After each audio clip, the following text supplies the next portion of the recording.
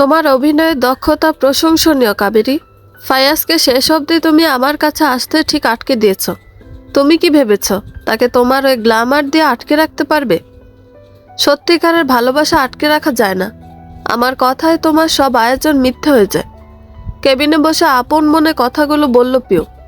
শেষ অবধি ফাইয়াজ আসেনি। পিয়াসকে পাঠিয়েছে তার দেখাশোনা করার জন্য। পিয়াসকে বারবার জিজ্ঞেস করেছিল ফাইয়াজের কথা, কিন্তু পিয়াস বলেছে, মিস পিউ, স্যার এবং ম্যাম কোয়ালিটি টাইম স্পেন্ড করছেন। এই মুহূর্তে স্যারের নির্দেশ দিয়েছেন তাকে যেন কোনোভাবেই বিরক্ত না করা হয়। পিউয়ের আজ প্লাস্টিক সার্জনের সাথে অ্যাপয়েন্টমেন্ট ছিল। তার চেহারার ক্ষত নিয়ে ফাইয়াজ কতটা চিন্তিত ছিল সে জানে। তবে কেন এমন করলো? সামান্য কবুলের জোরে কাবেরী ফাইয়াজকে আটকে দিল। হতাশা, রাগ এবং ক্ষোভ তাকে ঘিরে ধরেছে। কেবিনে বসে মনের মধ্যে ফাইয়াজের প্রতি জমে থাকা অনুভূতিগুলোর সাথে অনবরত লড়াই করে চলেছে। আয়নার সামনে দাঁড়িয়ে নিজেকে একটাবার দেখল। তার ক্ষতবিক্ষত চেহারা এবং অতীতে কাবেরী ফাইয়াজের বিয়ের স্মৃতিগুলো বারবার তার মনের মধ্যে তীরের ফলার ন্যায় বিদ্ধ হচ্ছিল। হুট করে ফাইয়াজের উপেক্ষা তাকে গভীরভাবে যন্ত্রণা দিচ্ছে, অথচ সে জানে যে তাদের সম্পর্ক কতটা গভীর।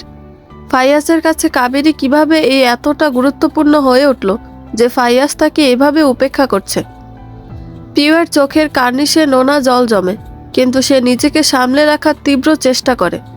তার মনে পড়ে ফাইয়াজের কথা, তার যত্ন এবং তাকে আগলে রাখার সকল প্রতিশ্রুতিগুলো। কিন্তু কাবেরীর উপস্থিতি যেন সকল প্রতিশ্রুতিকে মিথ্যা করে দিচ্ছে। সে বুঝতে পারছে না তার চেহারার ক্ষতের কারণে কি ফাইয়াজ তাকে ছেড়ে চলে যাচ্ছে, নাকি কেবল সৌন্দর্যের ব্যাপার নয়, বরং কিছু গভীরতর কোনো কারণ। পিউয়ের ভেতর দ্বন্দ্ব চলছে, কিন্তু সে জানে তাকে এই লড়াই নিজেকেই লড়তে হবে এবং কাবেরীর বিরুদ্ধে তাকে জিততেই হবে। অপরদিকে কাবেরী নিজের ডিজাইনার জুতোটা খুলে কাউচে আরাম করে বসল। এই মুহূর্তে এক গ্লাস বরফ ঠান্ডা পানি প্রয়োজন। একজন হেল্পিং হ্যান্ড পানির গ্লাস এগিয়ে দিলে ঢকঢক করে পুরো পানিটা গিলে ফেলল সে। ফাইয়াজ তার বিপরীতে বসে এক দৃষ্টিতে তাকে দেখে যাচ্ছে। ফাইয়াজ জানে পিউ এই মুহূর্তে কাবেরীর সাথে তাকে দেখে অস্বস্তিতে ভুগছে। পিউয়ের মনের অবস্থা সে বোঝে না এমন নয়। একজন বিজনেসম্যান যা সবচেয়ে ভালো বুঝতে পারে সেটা হলো প্রফিট। পিউ তার জন্য প্রফিট। পিউকে সে তৈরি করছে তার সবচেয়ে গুরুত্বপূর্ণ প্রজেক্টের রিসার্চার হিসেবে। সে জানে পিউ তার জন্য সকল কিছু করতে সক্ষম। তাই পিউয়ের সময়ে অসময়ের আবদার মেনে নিতেও কখনো আপত্তি করেনি। বিগত সময়ে কোনো ইস্যু তৈরি হয়নি, কারণ ফাইয়াজের নারী সান্নিধ্য ছিল না। কিন্তু কাবেরী আসার পর থেকে তাদের মাঝে একটা দূরত্ব তৈরি হয়েছে। প্রথম দিকে কাবেরীর প্রতি কোনো অনুভূতি ছিল না, কিন্তু যখন সে দেখতে পেল চন্দ্রের অবজেশন এবং কাবেরীর এক অনন্য সত্তা, তখন তার মনে কাবেরীর জন্য তৈরি হয়েছে এক জেদ, তাকে নিজের করে রাখবার জেদ। ফাইয়াজ কিছুক্ষণ চুপচাপ বসে রইল। তার মনের ভেতর নানা রকমের চিন্তারা উকি দিচ্ছে। কাবেরী একটু সামনে ঝুঁকে নিজের ফোনের দিকে তাকিয়ে জিজ্ঞাসা করল, আপনি কি কিছু ভাবছেন মিস্টার মর্তুজা? ফাইয়াজ নিজের কথাগুলো আরও একটাবার গুছিয়ে নিল মনে মনে। কণ্ঠে দৃঢ়তা এনে বলল, তোমার উপস্থিতি আমার জীবনে কতটা বিশৃঙ্খলা এনেছে জানো? কণ্ঠে যেন রাগ আর হতাশার সুর, কিন্তু তার দৃষ্টিতে ছিল জেদ। এহেন প্রশ্নে কাবেরী মৃদু হাসল, যেন ফাইয়াজের প্রশ্নকে সে তুড়ি মেরে উড়িয়ে দিল। বিশৃঙ্খলা নয়, বরং পরিবর্তন মিস্টার মর্তুজা। আপনি নিজে বেশ জানেন আমি কখনোই আপনার জীবনে স্থিরতা আনতে আসিনি। আমি আপনাকে শেষ করার সকল ক্ষমতা নিয়ে বসে আছি। ফাইয়াজ তার দিকে তাকিয়ে বলল, তুমি জানো পিউ আমাকে বুঝতে পারে, আমাকে সামলায়। সে আমার জীবনের একটা অপরিহার্য অংশ হয়ে গেছে। আর তুমি? কাবেরী তার কথার মাঝখানে বাধা দিয়ে বলল, রক্ষিতার কাজ কি সেটা আমি জানি মিস্টার মর্তুজা। আমি এই বাড়ির মালকিন, আর সে কেবল আপনার পোষ্য প্রস্টিটিউটদের মাঝে অন্যতম। ব্যাস। তুমি কি বলছো ভেবে বলছো তো? যে কোনো কাজের পরিণতি চিন্তা করে তারপর কাজ করা উচিত Kaveri. I hold this authority and I got the power mister Murtuza. জবাব দিয়ে কাবেরী ধীরে ধীরে উঠে দাঁড়ালো। কণ্ঠে দৃঢ়তা এনে বলল, পরিণতি নিয়ে ভাবতে গিয়ে কেউ চাঁদে পৌঁছাতে পারে না। ফাইয়াজ কাবেরীর হাত চেপে ধরে তাকে আটকালো। কাবেরী হাত ছাড়িয়ে নিতে চাইলে বলল, নারীর রূপ ভয়ানক অস্ত্র কাবেরী, তুমি জানো কিভাবে এটাকে ব্যবহার করতে হয়। আমি আপনার দামে একটা চালও দেইনি ফাইয়াজ, এর মাঝে আপনি নিজেকে হারাতে বসেছেন। চন্দ্রকে কাবেরী, কেন সে তোমার ন্যূনতম অসম্মান মেনে নিতে পারে না? হয়তো সে পুরুষটাই। কাবেরী হাত ছাড়িয়ে উপরে চলে গেল। ফাইয়াজ ধপ করে কাউচে বসে পড়ল। সে ভাবতে পারছে না কেবল কাবেরীকে মিডিয়ার সামনে একা রেখে এসেছিল বলে। চন্দ্র পরপর 10টা প্রজেক্ট থেকে ইনভেস্টররা সরিয়ে নিয়েছে, যারা সরে যাওয়ার আগে নিচ থেকে কল দিয়ে বলেছে, মিস্টার মর্তুজা, আপনি মিসেস মর্তুজার কাছে ইমিডিয়েট পৌঁছে যান। মিস্টার চন্দ্র আমাদের বাধ্য করছে সরে যেতে, কারণ আপনি কাবেরী ম্যামকে একা রেখে এসেছেন। ফাইয়াজ বুঝতে পেরেছিল চন্দ্র চাইলে তার গোছানো সাম্রাজ্য আগামী 10 মিনিটে টালমাটাল করে দিতে পারবে কেবল কাবেরীকে একা রেখে আসার জন্য। কিন্তু কেন? ছল বল কিংবা কৌশল? কাবেরীর জন্য এই মুহূর্তে তাকে কৌশল ব্যবহার করতে হবে। ইস্কোসের গ্লাসটা রেখে ব্রোকুসকে তাকালো ফাইয়াজ। কৌশল বোঝাতে কি বলতে চাচ্ছে ওর বন্ধু রিহান। ফাইয়াজের চোখে ধীরে ধীরে কৌতূহল মিশে গেল। রিহানের কথার গভীরতা বুঝতে চেষ্টা করছিল, কিন্তু কিছুতেই যেন পরিষ্কার হচ্ছিল না। স্কচের গ্লাসটা হাতে নিয়ে সে গভীর দৃষ্টিতে তাকালো। রিহান হাতে থাকা সিগারেটটা স্ট্রেতে চেপে ধরেছে। তার দিকে তাকিয়ে কৌতূহলী স্বরে বলল, কৌশল মানে ঠিক কি বোঝাতে চাচ্ছ? নতুন বিজনেস ডিল নিয়ে তোমার মাথায় কি চলছে? রিহান একটু হাসল। ফাইয়াজ এখনও কাবেরীকে নিয়ে কেবল বিজনেস ডিল দেখছে, অথচ এটা দেখতে পাচ্ছে না যে তার সামনে দাঁড়িয়ে আছে চন্দ্র। এই শহরের প্রতিটি বিজনেসম্যান একটা সময় মর্তুজাদের কথায় সব করত, কিন্তু এই মুহূর্তে চন্দ্র যেন সর্বে সর্বা। আর এটা বলতে মানা নেই, চন্দ্রের এক অমোঘ আকর্ষণ আছে কাবেরীর প্রতি। ফাইয়াজ চন্দ্রকে কেবল হারাতে পারবে যদি সে কাবেরীকে জিতে নেয়। ছোটবেলার বন্ধুকে এভাবে সে হেরে যেতে দেখতে পারে না। তাই সে বলল, দেখ ফাইয়াজ, ভালোবাসা জিনিসটা সবসময় সরল পথে চলে না। মাঝে মাঝে একটু কৌশল, একটু আবেগ পরিস্থিতি সম্পূর্ণ বদলে দিতে পারে। আমি যতদূর কাবেরীকে বুঝতে পেরেছি, ও এমন একজন যে সহজে কোনো কিছু মেনে নেবে না। নিজের মাঝে অনন্য কিছু নারী থাকে, কাবেরী তাদের মাঝে একজন। উপরন্তু তোমার ওপর সে তার বিশ্বাস সম্পূর্ণভাবে হারিয়ে ফেলেছে। তাই আমার প্রেম অভিজ্ঞতা বলছে তোমাকে কিছুটা অন্যভাবে এগোতে হবে। ফাইয়াজ কিছুটা বিরক্তি নিয়ে তাকিয়ে রইল। এক চুমুকে পুরো গ্লাস শেষ করে বলল, তাহলে তুই কি বলছিস? আমাকে মিথ্যা বলতে হবে?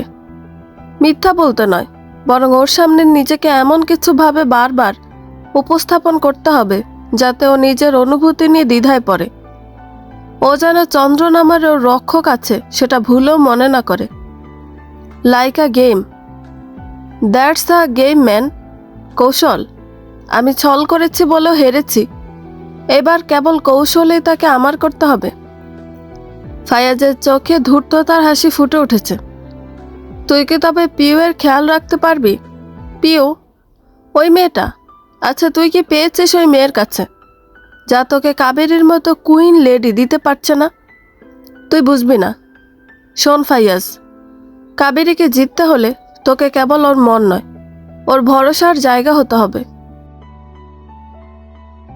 মন জয় সবাই করতে পারে, ভরসা সবাই পায় না। কৌশল কেবল তাকে তোর বশে আনার জন্য নয়, তোকে জেতার জন্য ওকে দ্বিধায় ফেলতেই হবে। চন্দ্র গভীর রাতের নীরবতায় নিজ বেডরুমের প্রিয় রকিং চেয়ারটায় বসে আছে। দুই চোখ বুজে থাকা সত্ত্বেও মনে অগণিত চিন্তার ঢেউ আশ্রে পড়ছে বারবার। কাবেরীর জন্য কেবল কয়েক ঘন্টায় সে অনেক ঝুঁকি নিয়েছে অনেক সিদ্ধান্ত। যখন প্রেস মিটিং চলছিল সেখানে চন্দ্র নিজে উপস্থিত ছিল। ফাইয়াজের প্রতি তার হিংসেকে সাইডে রেখে সে কাবেরীর হাসিতে খুশি ছিল, কিন্তু ফাইয়াজ সেটা টিকতে দিল না। সামান্য 2 পয়সার এক মেয়ের জন্য চন্দ্রের অমূল্য সম্পদের অসম্মান করেছে। এক মুহূর্ত অপেক্ষা করেনি সে, কেবল নিজের পিএ এর দিকে একবার তাকিয়েছিল। অ্যালবার্ট প্রখর বুদ্ধিদীপ্ত রণকৌশলী, ঠিক চন্দ্রের সহচরী। সে জানে চন্দ্র কি চাইতে পারে। আজ ফাইয়াজের বিরুদ্ধে যে সতর্কবার্তা তারা দিয়েছিল সেটা নিছক ব্যবসায়িক ছিল না, চন্দ্রের মনের ভেতরে সেই মুহূর্তে একটা অদম্য আবেগ কাজ করছিল। কাবেরী তার না হলেও তার প্রতি কোনো অসম্মান সে সহ্য করবে না। এসব চিন্তাকে দূরে রেখে সে ভাবল আরও একটা ঘন্টাকে একটু স্পেশাল বানানো যাক। কারণ যাই হোক, তার হাইনেসের জন্মদিন বলে কথা। চন্দ্র অ্যালবার্টের সাথে কথা বলে খানিকটা নিরাশ হলো। কাবেরীকে সে জন্মদিনের কোনো উপহার দেয়নি। সে চেয়েছিল কাবেরীর নামে একটি নক্ষত্র উপহার দিতে। শুনতে অবাক লাগলেও চন্দ্র কাবেরীকে একটি নক্ষত্র উপহার দিতে চেয়েছিল। যখন যখন এই পৃথিবীতে মহাকাশ নিয়ে গবেষণা হবে তখন কাবেরীর নাম থাকবে। অদ্ভুত এই ইচ্ছেটা পূর্ণ করতে কোটি কোটি টাকা খরচ করতে দ্বিধা করেনি, কিন্তু কিছু লিগ্যাল কাজে আটকে যেতে হলো তাকে। কিন্তু তবুও চন্দ্র কিছু ভাবল। সে কাবেরীর ভিলায় দায়িত্বরত সিকিউরিটি টিমের প্রধানকে কল দিয়ে বলল, যা ইচ্ছে করো, কোনো সিকিউরিটি ইস্যু দিয়ে মাই হাইনেসকে এই মুহূর্তে নিয়ে এসো, হোটেল মুনস্টোন হ্যাভেনে নিয়ে এসো। সময় মাত্র 15 মিনিট, কারণ 12 মিনিটের পথ। আশা করছি 3 মিনিটের অধিক সময় লাগবে না তোমার মাই এমপ্রেসকে নিয়ে আসতে। সিকিউরিটি প্রধান ঢোক গিললেন। অপরদিকে ফাইয়াজ ফিরছে কাবেরীর জন্য একগুচ্ছ গোলাপ হাতে। নারী কখনো গোলাপকে না করতে পারে না। কাবেরীর জন্মদিনের এই শেষ সময়টা সে কাবেরীর সাথে কাটাতে চায়। এক গ্লাস ওয়াইন হাতে নিজ বেডরুমে তাকে নিয়ে পাশাপাশি বসে নেটফ্লিক্সের কোনো এক রোমান্টিক মুভি দেখে। ওয়াইনের দিকে তাকালো সে। অ্যারোস ব্লাশ নামের এই ওয়াইনের নামকরণ করা হয়েছে গ্রিক প্রেমের দেবতার নাম অনুসারে। ফাইয়াজ আরও একটা বার নিজের দিকে খেয়াল করলো। সে মনে মনে ভাবছে গ্রিক দেবতার থেকেও তার রূপ কম নয়। কারণ তার স্পষ্ট মনে পড়ে অবচেতন কাবেরী তাকে বলেছিল, ফাইয়াজ, আপনি কি জানেন, আপনি যখন কেবল টাওয়াল পেঁচিয়ে ওয়াক ইন ক্লোজেটের পাশে দাঁড়িয়ে নিজেকে আয়নায় দেখেন তখন কেমন লাগে? ঠিক যেন কোনো গ্রিক দেবতা যে নেই, কিন্তু ছাঁচে গড়া তার মূর্তিটা আপনি। যে কাবেরী তার প্রতি আসক্ত ছিল, অথচ সে কাবেরী কেন এখন ডিভোর্স চাইছে ভেবে পায় না ফাইয়াজ। কেবল চন্দ্রের কারণে? চন্দ্র নাম সরিয়ে দিতে আজকের রাতটা যথেষ্ট। কেবল একটা রাত একসাথে কাটানো, ব্যাস। কাবেরী আজীবন তার হয়ে থাকবে। মুনস্টোন হ্যাভেন রাজপ্রাসাদটি এখন চন্দ্রের মালিকানাধীন এক আলিশান হোটেল। শহরের নামকরা 7 স্টার হোটেলের তালিকা অন্যতম, যার প্রতিটি কোণায় ছড়িয়ে আছে ঐতিহ্য এবং অতীতে রয়েছে রহস্যের ছোঁয়া। একটা সময় ছিল যখন এই রাজপরিবারের ক্ষমতা ছিল আকাশচুম্বী। কালের স্রোতে এই মুহূর্তে ক্ষমতা হারিয়েছে রাজপরিবার। বিভিন্ন কারণে যখন প্রাসাদটা নিলামে তোলা হলে চন্দ্রের মালিকানায় প্রাসাদটি চলে আসে। কিন্তু এখানে একটি অদ্ভুত রহস্য রয়েছে, কারণ সকলে জানে চন্দ্রের মালিকানায় মুনস্টোন হ্যাভেন, কিন্তু তার লিগ্যাল টিম জানে চন্দ্র কখনো এর মালিকানা গ্রহণ করেনি। অতীতে রাজা রানীদের আবাসস্থল ছিল। চন্দ্র বর্তমানে এখানে অবস্থান করছেন। অতীতের ঐতিহ্যকে ধরে রেখে এই প্রাসাদে বেশ পরিবর্তন আনা হয়েছে। আধুনিকতার সকল স্পর্শ স্পষ্ট। চন্দ্রের নিকট মুনস্টোন হ্যাভেন কেবল শুধু একটি সম্পত্তি নয়, মুনস্টোন হ্যাভেন ছিল এই শহরে তার আধিপত্য স্থাপন করার প্রথম ধাপ। মুনস্টোন হ্যাভেন চন্দ্রের নানা স্মৃতি জড়িয়ে আছে, যার মাঝে অন্যতম হচ্ছে খেলতে খেলতে পড়ে যাওয়া এক কিশোরীর গল্প, যে স্মৃতি তাকে বাধ্য করে পুরো রাত জেগে থাকতে। কি ছিল সেই গল্পটা? মুনস্টোন হ্যাভেনের একটি কক্ষে প্রাচীন সময়ের একটা বিশেষ পিয়ানো রয়েছে। একদিন এই রাজবাড়িতে অনুষ্ঠিত এক প্রোগ্রামে এসেছিল এক ছোট্ট কিশোরী। কিশোরীর শখ ছিল পিয়ানো বাজানো। সে তার বাবার নিকট আবদার করে বসল, এই পিয়ানোটা একটাবার বাজাতে চায়। কিন্তু এ ছিল রাজপরিবারের নিয়মের বাইরে। চন্দ্র সেদিন খুব কাছ থেকে দেখেছিল পুরো ঘটনা। মনে মনে জেদ চেপে গিয়েছিল বটে। তার কল্পনার জগতের সম্রাজ্ঞী সামান্য একটা পিয়ানোর কারণে মন খারাপ করতে পারে না। সময় পার হয়েছে। চন্দ্র হয়ে উঠেছে এক চৌকস বিজনেসম্যান। কিনে নিয়েছে সেই পিয়ানোর এই প্যালেসের প্রতিটি জিনিস। রাতে মুনস্টোন হ্যাভেন যেন অনন্য রূপ ধারণ করে। বিশেষ করে এই কক্ষে যখন চাঁদের আলোয় আলোকিত হয়, সেই মুহূর্তে এক স্বর্গীয় আনন্দ বয়ে যায়। নিস্তব্ধতায় ঘিরে থাকা এই কক্ষে প্রায়ই রাতে ঘুরে বেড়ায় চন্দ্র। পিয়ানোর সামনে বসতে সেই কিশোরীর মুখচ্ছবিটা ভেসে ওঠে। চন্দ্র যখন যখন আঙুল স্পর্শ করিয়েছে পিয়ানোতে, তখন তখন যেন আপন মনে নৃত্য করেছে সেই কল্পনার কিশোরী। সময়ের কালস্রোতে সেই কিশোরী এখন এক যুবতী নারী, শরীরের ভাঁজে ভাঁজে যে কামনাস্ত্র লুকিয়ে রেখেছে। চন্দ্র দীর্ঘশ্বাস ফেলে। তার কি সাধ্য আছে সেই নারীর কল্পনা করার? সে তো সামান্য এক মানুষ, যে ভালোবেসে ফেলেছে তার সাম্রাজ্যের সম্রাজ্ঞীকে। ভয় হয় তার, সম্রাজ্ঞী কি কখনো বুঝতে পারবে সে কেবল ভালোবেসে আগলে রাখছে তাকে? নিছক ভালোবেসে না, কোনো শর্তে।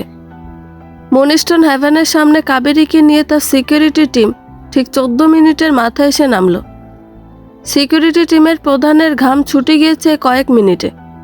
কাবেরী নিজে যখন প্রশ্ন করলো কেন যেতে হবে বাহিরে, তখন তাকে বাহানা দিতে হয়েছে ছাদে আগুন লাগার বিষয়টা মিথ্যে ছিল না। ফাইয়াজ তার জন্য স্পেশাল কিছু ব্যবস্থা করেছিল সেখানে। কৌশলে আগুন লাগার ব্যবস্থা করেছিল সিকিউরিটি টিমের প্রধান। কিন্তু মনিস্টন হ্যাভেন কেন? এই প্রশ্নে সে কেবল বলতে পেরেছে, ম্যাম, এটাই সবচেয়ে কাছের হোটেল। এত রাতে আপনাকে নিয়ে অন্য কোথাও ভরসা করা ঠিক হবে না। কাবেরী কোনো প্রশ্ন করেনি।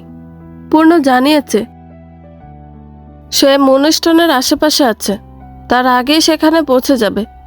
যেমন কথা তেমন কাজ। কাবেরীর গাড়ির দরজা পরম যত্নে খুলে দিয়ে হাত রাখল সে, যেন বের হওয়ার সময় হুট করেও মাথায় আঘাত না পায়। কাবেরী নেমে এসে পূর্ণর দিকে তাকিয়ে বলল, পিওর কি খবর? ওর ট্রিটমেন্ট চলছে? জি my highness, I mean ma'am. Faiyaz ওর সাথে দেখা করতে কোনো ইফোর্ট দিচ্ছে না। এটা কি সন্দেহজনক নয়? ডিভোর্স দিতে আমার প্রমাণ প্রয়োজন হবে পূর্ণ, আর পরকীয়ার থেকে সলিড প্রুফ দ্বিতীয়টা হবে না। আমার কোম্পানির পাওয়ার আমার একার চাই, ফাইয়াজের সাথে যৌথ নয়। Your wish my command. Kaveri আর কিছু না বলে রিসিপশনের লাউঞ্জে বসল। তাকে বসতে দেখে পূর্ণ কিছুটা ইতস্ততভাবে বলল, ম্যাম, আপনার জন্মদিনের শেষ মুহূর্তটা স্পেশাল করা যাক। হাতঘড়িটা ঠিক করে কাবেরী পূর্ণের দিকে তাকায়। পূর্ণর ক্ষমতা নেই ওই দুই চোখে তাকানোর। সে দৃষ্টি নামিয়ে নিতেই কাবেরী বলল, ইতিমধ্যে অনেক স্পেশাল হয়ে গেছে আমার এই জন্মদিন পূর্ণ। প্রথমে চন্দ্র, এরপর ফাইয়াজ, আর কি বাদ আছে? শেষ 10টা মিনিট যদি। কাবেরী উঠে দাঁড়িয়ে বলল, বেশ, তবে চলুন। আমি চাই এই জন্মদিনের সম্পূর্ণ বাজে স্মৃতি ভুলে যেতে। পূর্ণের চোখে হাসির আভাস দেখতে পেল কেউ কেউ, কিন্তু মুখে কঠিন ভাব। লিফট এসে যখন সেই কক্ষটার সামনে এসে থামল, কাবেরী ব্রুকুসকে তাকালো পূর্ণের দিকে। ভিতরে অন্ধকারে স্পটলাইটের নিচে থাকা পিয়ানোটা দেখে তার দুই চোখ কৌতূহলী হলো। ধীর পায়ে এগিয়ে পিয়ানোর কাছে এসে দাঁড়াতেই চোখে পড়ল এক চিরকুট, যেখানে লেখা ছিল, এই পিয়ানো তার সুরের চেয়ে অধিক ভালোবেসে অপেক্ষা করছে তোমার জন্য এক অমোঘ প্রতিশ্রুতি হয়ে। তুমি যখন স্পর্শ করবে তাকে, জানবে তোমাকে আগলে রাখার জন্য কেউ একজন চিরকাল অপেক্ষা করছে। হয়তো সে কেবল এক সামান্য প্রতিশ্রুতি, কিন্তু তার নিকট জীবনের প্রতিটি শ্বাসের সমান। যখন যখন রাত গভীর হয়ে নিঃশব্দ সুর বেজে উঠবে এই পিয়ানোতে, জেনে রেখো সেই সুরে কেউ একজন অদৃশ্য ছায়ার মতো তোমার পাশে আছে, থাকবে প্রতিটা মুহূর্তে, নীরবে নিভৃতে। মাই এমপ্রেস, মাই হোয়াইট। মনিস্টন হ্যাভেন এই মুহূর্তে কেবল নিরাপত্তা কর্মী ব্যতীত আর কারোর প্রবেশাধিকার নিষেধ। পিয়াস চেষ্টা করে প্রবেশ করতে পারেনি। কাবেরীকে যেন চন্দ্র নিজের মাঝে বিলীন করে নিতে চেয়েছে। কিন্তু ফাইয়াজ এই মুহূর্তে অস্থির হয়ে পায়চারি করছে পুরো লন জুড়ে। সে ফেরার মাত্র মিনিট 7 পূর্বে কাবেরী বেরিয়েছে। এত টাকার লস এবং নিজের প্ল্যান কাজ না হওয়াও যেন বিশাল যন্ত্রণা তার। স্কচের গ্লাসে চুমুক দিয়ে সম্পূর্ণ শেষ করল। টেবিলের ওপর বেজে চলেছে তার ফোন। স্ক্রিনে ছিল পিওর নাম্বার। ফাইয়াজ নিজেকে কিছুটা ধাতস্থ করে পিওর কল রিসিভ করে। আর যাই হোক, নিজ জীবনের টেনশন সে পিওর ওপর দিতে চাইছে না। ফাইয়াজ, এত রাতে জেগে আছো কেন? আপনি কি কাবেরীর সাথে? আমি আপনাদের ব্যক্তিগত সময় বিরক্ত করছি কি? পিউয়ের কথায় চাপা তাচ্ছিল্যের হাসি ফুটে ফাইয়াজের মুখশ্রীতে। আলো আধারিতে নিজের ওপর ক্ষোভ চাপা রাখতে ফাইয়াজ মনে মনে বলল, ব্যক্তিগত সময়। কাবেরী আমার থেকে পালিয়ে বেড়াচ্ছে নাকি চন্দ্র তাকে আড়াল করছে? কিন্তু মুখে কিছু প্রকাশ না করে বলল, না, তুমি বলো, আমি শুনছি।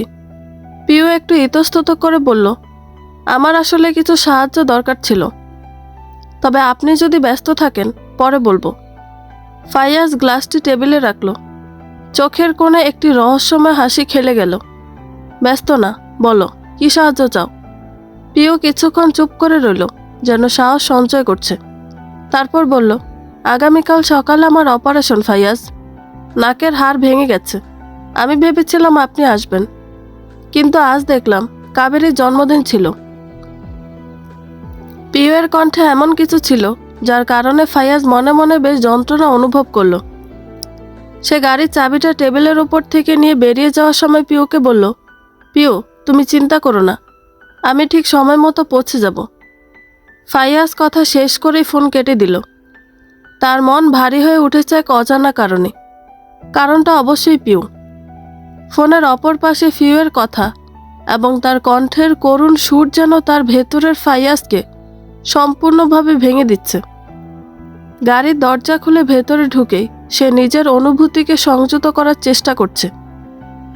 এই মুহূর্তে সবকিছু তার এলোমেলো হয়ে যাচ্ছে।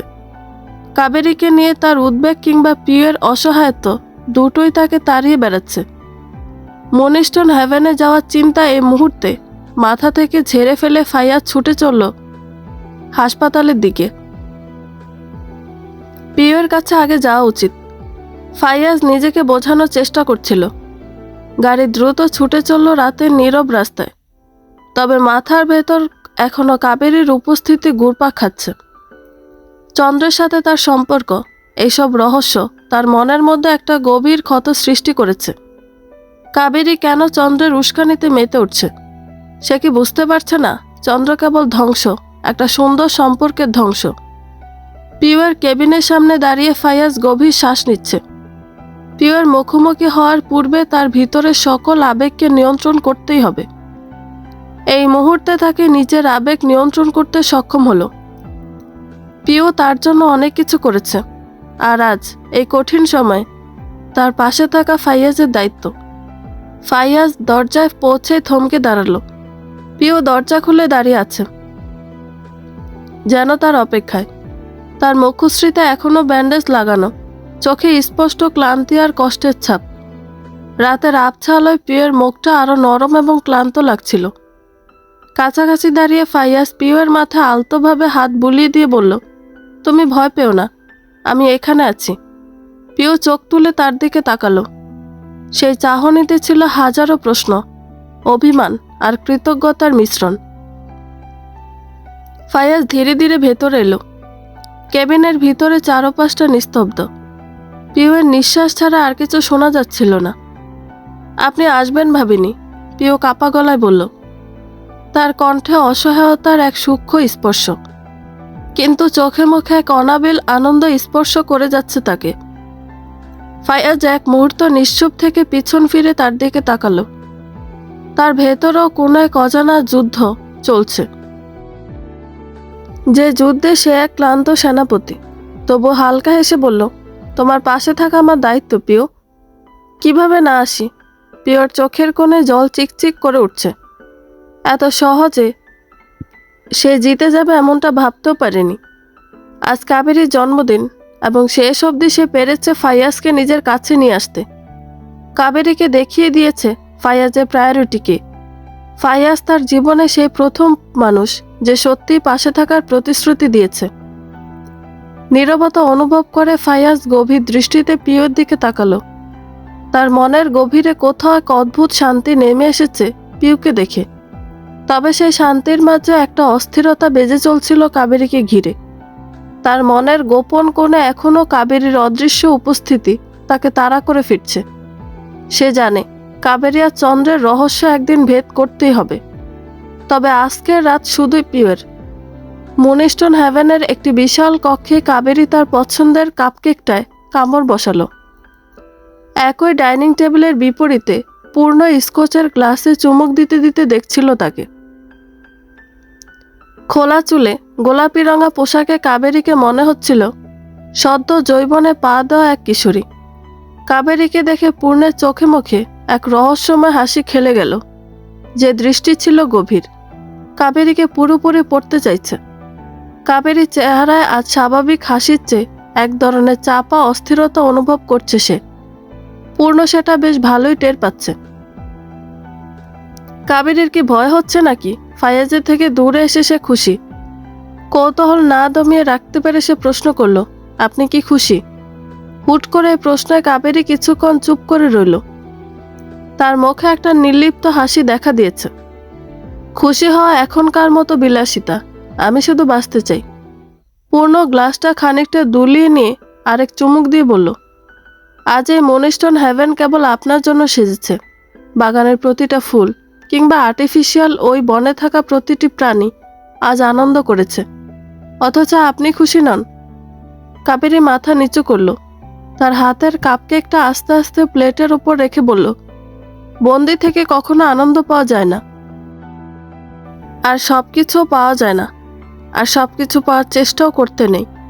পূর্ণ তার দিকে ঝুঁকে পড়ল, তার চোখে ছিল এক অদ্ভুত দৃষ্টিভঙ্গি। সে খানিকটা হেসে বলল, এটা চন্দ্রের সাম্রাজ্য ম্যাম। আপনি চাইলে চন্দ্র আকাশের চাঁদটাকে এনে দিবে, কারণ সে চায় আপনি যা চান তা যেন আপনারই হয়। কাবেরীর ঠোঁটের কোণে একটা তিক্ত হাসি ফুটে উঠল। সবসময় কি পেতে হয় পূর্ণ? আর যা পাও তা কি চিরকাল থাকে? কাবেরী জানতেও পারল না তার থেকে খানিকটা দূরে দাঁড়িয়ে থাকা মানুষটার কপালে ভাঁজ পড়েছে। তার মনের মাঝে এক অশান্তি হচ্ছে। সে নিজেকে ব্যর্থ ভাবছে। কেন চন্দ্রের হাইনেসের জন্মদিনের শেষ মুহূর্তটা মলিন হয়ে যাচ্ছে? ফাইয়াজের জন্য? যদি কাবেরী ফাইয়াজকে চায় তবে সে অবশ্যই ফাইয়াজকে বাধ্য করবে তার সাথে থাকতে। ফাইয়াজের কাছে দ্বিতীয় কোনো সুযোগ দিবে না। তবুও কাবেরীর সামান্যতম মন খারাপ চন্দ্র সইবে না, কারণ তার বেঁচে থাকার একমাত্র অবলম্বন যে তার এই ফুল, চাঁদের বুকে জন্মানো ছোট্ট এক ফুল। ভোরের এক চিলতে রোদ যখন কাবেরীর মুখশ্রীতে এসে পড়েছে, স্নিগ্ধ সমীরণে জানালার পর্দাগুলো দুলে উঠল। কাবেরী আড়মোড়া ভেঙে পাশ ফিরতে একটা পরিচিত তবে খানিকটা দূরের মানুষের গায়ের গন্ধ নাকে এলো। চোখ মেলে তাকিয়ে দেখতে পেল ফাইয়াজ আতশো অবস্থায় তাকিয়ে আছে তার দিকে। তড়িৎ গতিতে উঠে বসেছে কাবেরী। প্রথম দিকে সে ভাবল ভুল দেখছে, কিন্তু ফাইয়াজ যেই মুহূর্তে তার মাথায় হালকা স্পর্শ করে বলল, শুভ সকাল ওয়াইফি, তখন কাবেরী স্পষ্ট বুঝল এটা আর স্বপ্ন নেই, এটা বাস্তব। সে নিজেকে দূরে সরিয়ে নিয়ে যাওয়ার সময় বলল, মিস্টার মর্তুজা, আপনি এখানে কেন? তুমি এখানে থাকলে আমি কোথায় যাব? ব্রুকুসকে তাকিয়ে রইল কাবেরী। মনিস্টনে প্রবেশ করলো কি করে সে? অতঃপর তার মনে হলো এটা ফাইয়াজ মর্তুজা। এই শহরে তার কথাই শেষ কথা। কিন্তু ফাইয়াজকে এক নতুন রূপে আবিষ্কার করলো সে। ফাইয়াজ মর্তুজার চোখে মুখের ভাষা এ প্রথমবার বুঝতে পারছে না কাবেরী। কাবেরী দ্রুত নিজের পরনের কাপড় সামলে বিছানা থেকে নেমে দাঁড়ালো। এই মুহূর্তে তার মনে হাজারটা প্রশ্ন ঘুরছে, যার মাঝে অন্যতম ফাইয়াজ এখানে কিভাবে এলো। গত রাতের কথা যতদূর মনে পড়ছে, সিকিউরিটি টিম তাকে এখানে নিয়ে এসেছিল এবং পূর্ণ তার জন্য ডিনারের ব্যবস্থা করেছিল। জন্মদিনের শেষ মুহূর্তে কাবেরীর জন্য ছোট্ট উপহার ছিল, কিন্তু ফাইয়াজ তো ছিল না। ফাইয়াজের ঠান্ডা স্বাভাবিক ভঙ্গি তার ভেতরে এক অদ্ভুত অস্বস্তি তৈরি করছে। ফাইয়াজের দিকে তাকিয়ে সে দেখতে পেল তার শার্টের প্রথম 3টে বোতাম খোলা অবস্থায়। তার নগ্ন মেদহীন বুক স্পষ্টত। ভ্রুক্ষেপহীনভাবে কাবেরী প্রশ্ন করল, মিস্টার মর্তুজা, আপনি এখানে কেন? আপনাকে আমি স্পষ্ট করে বলেছিলাম আমাদের সম্পর্ক শুধু কাগজে কলমে, এর বেশি কিছু নয়। কাগজে কলমের সম্পর্কে এতটা ইন্টিমেসি নিশ্চয় উচিত নয়। ফাইয়াজ একটু বিচলিত হলো না, বরং একটা মৃদু হাসি দিয়ে বলল, তুমি জানো কাবেরী, আমি কখনো নিয়ম মানি না। আর এই সম্পর্কটাকে কাগজে কলমে সীমাবদ্ধ রেখে আমি তোমার প্রতি আমার অনুভূতিকে মিথ্যে করতে পারি না। এটা আমার পক্ষে সম্ভব নয়। আপনার কোনো অধিকার নেই আমার কাছে আসার। আর এই অনুভূতির কথা বলারও নয়। দয়া করে আমার জীবন থেকে দূরে থাকুন। ব্ল্যাঙ্কেট সরিয়ে ফাইয়াজ উঠে দাঁড়ালো। তার চেহারা এবার খানিকটা গম্ভীরতা। নিজের চুলগুলো ঠিক করে সে বলল, আমি জানি কাবেরী, আমি যা করেছি তার জন্য ক্ষমা চাওয়ার অধিকারও হয়তো আমার নেই। কিন্তু একটা কথা কি জানো, মানুষ সবসময় যা চায় তা পায় না। আমিও চাইনি তোমাকে এভাবে পেতে, কিন্তু তোমাকে ছাড়া থাকার ভাবনা আমার পক্ষে অসম্ভব। তুমি যদি চাও আমি এখান থেকে চলে যেতে বাধ্য, তবে একটাই অনুরোধ, আমাকে অন্তত একবার সত্যি বোঝার চেষ্টা করো। কাবেরী কিছু বলল না। তার দৃষ্টি জানালার বাইরে স্থির হয়ে রইল। তার মস্তিষ্ক তাকে বলছিল, এই মানুষটি একসময় তোমার জীবনে এক ঝড় নিয়ে এসেছে। তোমাকে অপমান করার সামান্যতম সুযোগ নেই। যখন সে নিজেকে গুছিয়ে নিয়েছে, তখন আজ আবার যেন সেই ঝড় হয়ে ফিরে আসতে চাইছে। কিন্তু কাবেরীকে এবার আর ভাঙা সহজ নয়। কাবেরীর নীরবতা দেখে ফাইয়াজ তার দিকে আর একবার তাকিয়ে গভীরভাবে শ্বাস নিয়ে বলল, তুমি সময় নাও কাবেরী, কিন্তু আমি ব্যতীত দ্বিতীয় কোনো সুযোগ নেই। কাবেরী বিছানায় নিশ্চুপ হয়ে বসে রইল। মনে এক অজানা প্রশ্ন ঘুরপাক খাচ্ছে। ফাইয়াজ কি সত্যি বদলেছে, নাকি এটা তার আরেকটা খেলা? কিন্তু তার মনের গভীরে কোথাও একটা অচেনা অনুভূতি বারবার প্রশ্ন তুলছে, যদি সে সত্যি বদলে গিয়ে থাকে। কিন্তু সে নিজেকে বলল, অসম্ভব। ফাইয়াজ মর্তজা বদলে যেতে পারে না। পুনরায় সে পিউ এবং তার মাঝে পিউকে বেছে নিবে। কাবেরী এক মুহূর্তের জন্য স্তম্ভিত হয়ে দাঁড়িয়ে রইল। পূর্ণ বাহিরে দাঁড়িয়ে আছে। ভিতরে আসার অনুমতি চাইতেই ফাইয়াজ বলল, কোয়ালিটি টাইম মিস্টার পূর্ণ। কাবেরীর সকল মিটিং আপনি আজকের জন্য ম্যানেজ করে নিন। আজ মিসেস মর্তুজা আমার সাথে থাকবেন। আর হ্যাঁ, মনিস্টনের সবচেয়ে সুন্দর কাপল সুইটটা বুক করে দিন। আজ রাতে আমরা সেখানে থাকব। Make it romantic, not erotic. পূর্ণ তার কর্মক্ষেত্রের অভ্যেস বজিয়ে রেখে বেরিয়ে গেল। কাবেরীর কাছাকাছি এসে ফাইয়াজ নিজ হাতে কাবেরীর জন্য কফি বানাতে লাগলো। তার দিকে অবাক দৃষ্টিতে তাকিয়ে থেকে কাবেরী মনে মনে ভাবল, এই কি সেই ফাইয়াজ মর্তুজা, সেই মানুষটি যাকে সে একসময় খুব কাছ থেকে জানত, আজও যেন তার সামনে এক অজানা রহস্য হয়ে দাঁড়িয়ে। কাবেরীর বুকের ভেতর অস্থিরতা তৈরি হতে শুরু করলো, কিন্তু সে নিজেকে সামলে নিয়ে গভীর শ্বাস নিয়ে বলল, এসব অভিনয় করার প্রয়োজন নেই। আপনি কিভাবে এখানে এসেছেন? আমি পুরো মনিস্টন বুকিং করেছি, কারোর প্রবেশ নিষেধ। ফাইয়াজের মুখে মৃদু হাসি খেল। সে এক পা এগিয়ে এসে কাবেরীর সামনে দাঁড়িয়ে বলল, আর আমি এই শহরের অধিপতি কাবেরী। এই শহরের প্রতিটি স্থানে ফাইয়াজের জন্য কোনো বাধা নেই, এটাও তোমাকে বুঝতে হবে। কাবেরীর ভেতরে দ্বন্দ্ব চলছিল। তার হৃদয় বলছিল ফাইয়াজের কথাগুলো শুনতে, আর মস্তিষ্ক তাকে সাবধান করছিল অতীতের ক্ষতগুলো ভুলে যেতে। সে চোয়াল শক্ত করে বলল, আপনার কোনো সত্যই আমার জীবনে কোনো প্রভাব ফেলবে না। আপনি আমার জীবন থেকে বেরিয়ে যান মিস্টার মর্তুজা। আমরা কি আমাদের অতীতের শেকলগুলো ছিঁড়ে নতুন করে শুরুর কথা ভাবতে পারি না? হয়তো আমাদের ভুল ছিল, হয়তো আমাদের সময়টা ভুল ছিল, কিন্তু আজকের এই দিনটাকে আমরা নিজের মতো করে সাজাতে পারি না? আমি ডিভোর্স চাই মিস্টার মর্তুজা, কোনো শর্ত ছাড়া। বারবার ডিভোর্স শব্দটায় মাথায় যন্ত্রণা শুরু হয় ফাইয়াজের। সে বেরিয়ে যাচ্ছিল, কিন্তু দরজার কাছে গিয়ে থমকে দাঁড়ায়। একবার পেছন ফিরে তাকালো কাবেরীর দিকে। তার চোখে আত্মবিশ্বাস, ঠোঁটে এক প্রকার তাচ্ছিল্যের হাসি। গম্ভীর অথচ তীক্ষ্ণ স্বরে বলল, তুমি ভাবছো আমি চলে যাব আর সবকিছু এখানেই শেষ হবে, তাই না? কাবেরী, তুমি আমাকে এখনো চিনতে পারোনি। আমি যা চাই তা আমি পাই, আর তুমি আমার চাওয়া। কাবেরী হতবাক হয়ে তার দিকে তাকিয়ে রইল। তার মুখশ্রী ক্রমশ ফ্যাকাশে হয়ে এলো এমন কথায়। সে উত্তর দেওয়ার আগে ফাইয়াজ আরও এক ধাপ এগিয়ে এসে গম্ভীর কণ্ঠে বলল, তোমার হয়তো ধারণা আমি ভুল করে এখানে এসেছি, কিন্তু সত্যি বলছি আমি এখানে কোনো ভুল করতে আসিনি। এই শহর, এই জায়গা, এমনকি তুমি, সব কিছুই আমার নিয়ন্ত্রণে। তুমি যতই চেষ্টা করো, কাগজে কলমের সম্পর্কে সেই প্রাচীর ভাঙতেই হবে। কারণ আমি নিয়ম মেনে চলি না, নিয়ম আমাকে মেনে চলে। কাবেরী তার ঠোঁট শক্ত করে নিজের জায়গায় দাঁড়িয়ে রইল। গলা ভারী হয়ে এলো। সে মাথা উঁচু করে বলল, মিস্টার মর্তুজা, আমি আপনার নিয়ন্ত্রণে পড়ি না। আপনি যাই ভেবে থাকুন, আমার জীবন নিয়ে সিদ্ধান্ত নেওয়ার অধিকার আপনার নেই। এটা আপনি যত তাড়াতাড়ি বুঝবেন ততই মঙ্গল। ফায়াজ হেসে উঠল। সে হাসিতে ছিল শীতলতা, যেন তার কথাগুলো আরও দৃঢ়ভাবে পৌঁছে দেওয়ার জন্য। সে বলল, তুমি নিজেকে আমার থেকে আলাদা ভাবো কাবেরী। আমার ছায়া থেকেও পালাতে পারবে না। আমার দুনিয়ায় তোমার আলাদা অস্তিত্বের জায়গা নেই। তুমি চাইলে প্রতিদিন আমাকে অস্বীকার করতে পারো, কিন্তু আমি অপেক্ষা করব, কারণ আমি জানি তুমি একদিন ঠিক আমার দিকে ফিরে আসবে। তারপর সে ধীর পায়ে দরজার দিকে এগিয়ে গেল।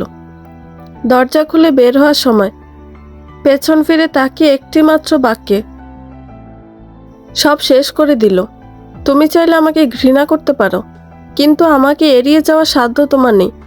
এটা মনে রেখো কাবেরী, ফায়াজ মর্তুজা কখনো হারে না। বন্ধুরা, গল্পটি ভালো লেগে থাকলে একটা লাইক করে দিবেন এবং গল্প সম্পর্কে কোনো মতামত জানানোর থাকলে কমেন্ট করতে পারেন। গল্পের বাকি অংশ শোনার জন্য চ্যানেলটি সাবস্ক্রাইব করে পাশেই থাকবেন। ধন্যবাদ সবাইকে। ভালো থাকবেন।